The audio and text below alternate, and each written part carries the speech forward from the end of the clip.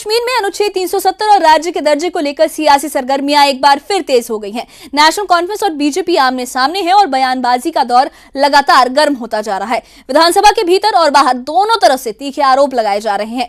National conference के वरिष्ठ नेता मीर सैफुल्लाह का कहना है कि उमर अब्दुल्ला सरकार ने अपने 16 महीनों के कार्यकाल में कई अहम उपलब्धियां हासिल की हैं और सरकार जनता की ऊंची अपेक्षाओं को पूरा करने की ईमानदार कोशिश भी कर रही है। उनका यह आरोप है कि केंद्र की सरकारों ने जम्मू कश्मीर के लोगों की आवाज को दबाया है, उनके मौलिक और विशेष अधिकार छीने हैं और राज्य का दर्जा खत्म कर इसे केंद्र शासित प्रदेश बना दिया गया है। एनसी का साफ कहना है कि उसका एजेंडा बिल्कुल साफ है, अनुच्छेद 370, 35A और राज्य के दर्जे की बहाली। वहीं मीर सैफुल्लाह ने 2014 के पीडीपी बीजेपी गठबंधन को विशेष दर्जा खत्म करने का जिम्मेदार ठहराते हुए पीडीपी पर भी गंभीर आरोप लगाए हैं। दूसरी तरफ बीजेपी ने इन सभी दावों को सिरे से खारिज कर दिया है। बीजेपी नेता राजीव जसरोटिया का कहना है कि अनुच्छेद 370 अब इतिहास है और इसकी वापसी का कोई सवाल ही नहीं उठता। बीजेपी का दावा है कि 5 अगस्त 2019 को जम्मू कश्मीर के पूर्ण एकीकरण का लक्ष्य हासिल कर लिया गया था। राज्य के दर्जे, अनुच्छेद 370 और विकास के मुद्दों पर हो रही सियासी टकराहट की पूरी तस्वीर देखिए इस खास रिपोर्ट में।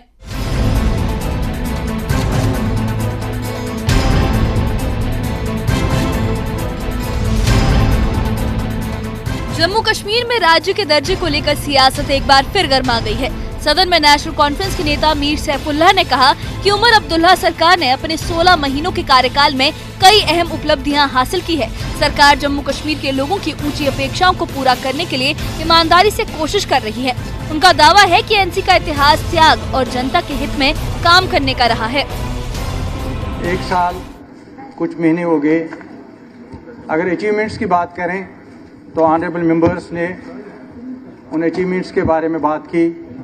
मैं एक जुमले में ये कहूँ कि 1 साल के अंदर जितने भी अचीवमेंट्स गवर्नमेंट के हैं वो काबिल तारीफ़ हैं, उसमें कोई दो राय नहीं है।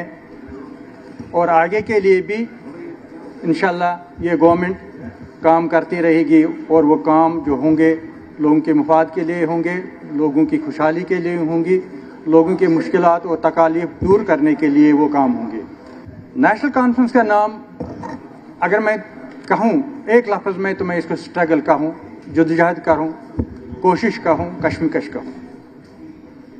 क्योंकि नेशनल कॉन्फ्रेंस जब से मोरिद वजूद में आई, 1931 से हम बात करें या 1947 से आगे बात करें, तो नेशनल कॉन्फ्रेंस और इसकी लीडरशिप ने हमेशा रियासत जम्मू कश्मीर के लोगों के बहबूदी के लिए, उनके जमहूरी हुकूक को बहाल करने के लिए काम किया है।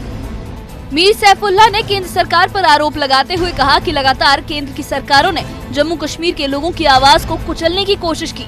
उन्होंने कहा कि लोगों के मौलिक अधिकार और विशेष अधिकार छीने गए, राज्य का दर्जा खत्म कर जम्मू कश्मीर को केंद्र शासित प्रदेश बना दिया गया। उन्होंने बीजेपी नेताओं से भी राज्य की बहाली के लिए कोशिश करने की अपील की। ये रियासत, मैं अपने मेरे साथी उस तरफ बैठे हैं, मैं इनसे कहना चाहूंगा, ये रियासत सिर्फ हमारी नहीं है, ये रियासत सिर्फ हमारी नहीं है, ये सरजमीन सिर्फ हमारी नहीं है, ये आपकी भी है। आपका भी फर्ज बनता है कि आपका जो खोया हुआ, जो आपसे छीना गया है, जो आपसे लिया गया है, जिसको डाका मारा गया है, उसके लिए आपको भी आवाज उठानी चाहिए। एनसी नेता ने साफ किया कि पार्टी का एजेंडा बिल्कुल साफ है, अनुच्छेद 370 और 35A के साथ साथ राज्य के दर्जे की बहाली। मीर सैफुल्लाह ने दावा किया कि एक दिन जम्मू कश्मीर को उसकी ऑटोनॉमी जरूर वापस मिलेगी। ऑनरेबल सुप्रीम कोर्ट ने क्लियर कट डायरेक्शन दी कि रियासत जम्मू कश्मीर के अंदर इलेक्शन होते ही स्टेटहुड बहाल किया जाएगा। ये सही है स्पीकर साहब या गलत? ये सही है। एक बात। दूसरी बात, ऑनरेबल प्राइम मिनिस्टर साहब ने ये कहा कि हम स्टेटहुड रियासत के अंदर बहाल करेंगे। Honourable home minister of India ने कहा कि हमें स्टेटहुड बहाल करना है रियासत जम्मू कश्मीर के अंदर। ये इलेक्शन पहले की बातें हैं। मुझे बताइए, एक पार्टी एजेंडा बनाए, इलेक्शन एजेंडा, ये किस पर बनाएगी? ये ऐसे स्टेट के लिए बनाएगी जहां स्टेटहुड बहाल हुआ होगा। ये ऐसे, क्योंकि कमिटमेंट थी, एश्योरेंसी थी, प्रॉमिसेस थे ऑनरेबल प्राइम मिनिस्टर का, ऑनरेबल होम मिनिस्टर का, ऑनरेबल सुप्रीम कोर्ट का। जब उनकी एश्योरेंसेस थी कि एक स्टेट हम बहाल करने जा रहे हैं, तो एक पॉलिटिकल एजेंडा जो बना, जो सियासी एजेंडा, इलेक्शन एजेंडा जो बना, उसी बुनियाद पे बना। इसी के साथ मीर सैफुल्लाह ने 2014 के पीडीपी बीजेपी गठबंधन को विशेष दर्जा खत्म होने का जिम्मेदार ठहराया। उन्होंने आरोप लगाया कि पीडीपी ने बीजेपी के साथ गठबंधन कर जम्मू कश्मीर को संकट में डाला। उनके मुताबिक पीडीपी सरकार के दौरान लोगों की इच्छा के बिना जीएसटी जैसे कानून लागू किए गए, बुलडोजर कार्रवाई शुरू हुई और एनआईए को खुली छूट दे दी गई। उन्होंने पीडीपी की हीलिंग टच नीति को युवाओं के उत्पीड़न का जरिया बताया।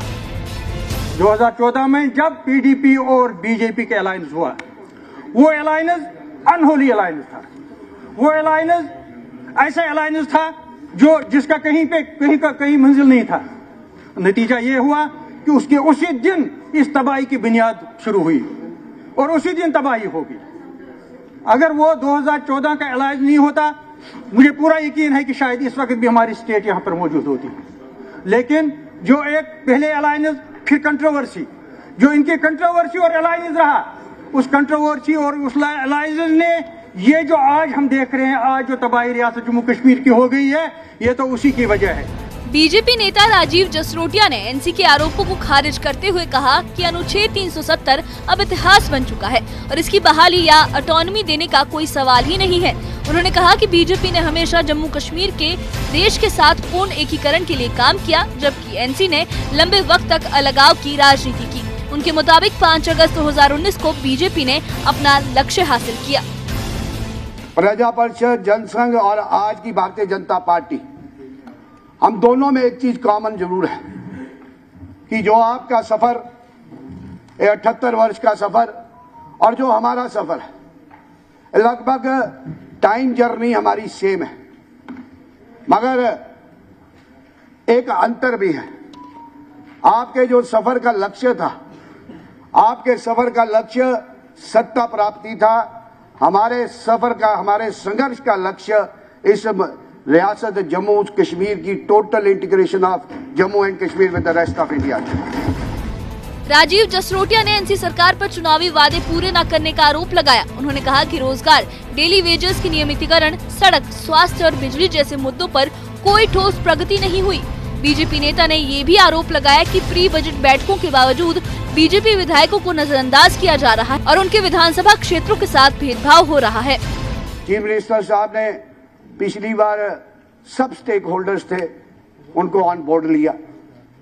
एज ए लेजिस्लेटर हमें भी बोर्ड में लिया और प्री बजटरी कंसल्टेशन हुई और इस बार भी सीएम साहब ने प्री बजटरी कंसल्टेशन की। मगर जो आज अनुभव में आया है इन 2 दिनों में और 1.5 साल, 15 महीने, 16 महीने में जो हमने फील किया, महसूस किया है, लगता है चीफ मिनिस्टर साहब बैठे हैं, आपने उस तरफ का ज्यादा ख्याल रखा है, क्योंकि जो फिगर, जो आंकड़े हमने 2 दिनों से सुने हैं कि इस तरफ के साथियों का कोई ज्यादा ख्याल रखा नहीं। अनुच्छेद 370 को लेकर जम्मू कश्मीर की सियासत में टकराव और तेज हो गया है। एक तरफ नेशनल कॉन्फ्रेंस विशेष दर्जा और राज्य के दर्जे की बहाली की मांग कर रही है, तो दूसरी तरफ बीजेपी इसे बंद अध्याय बता रही है। आने वाले दिनों में ये मुद्दा राजनीतिक गलियारों में और गरमाने के आसार हैं। Bureau report, news 18।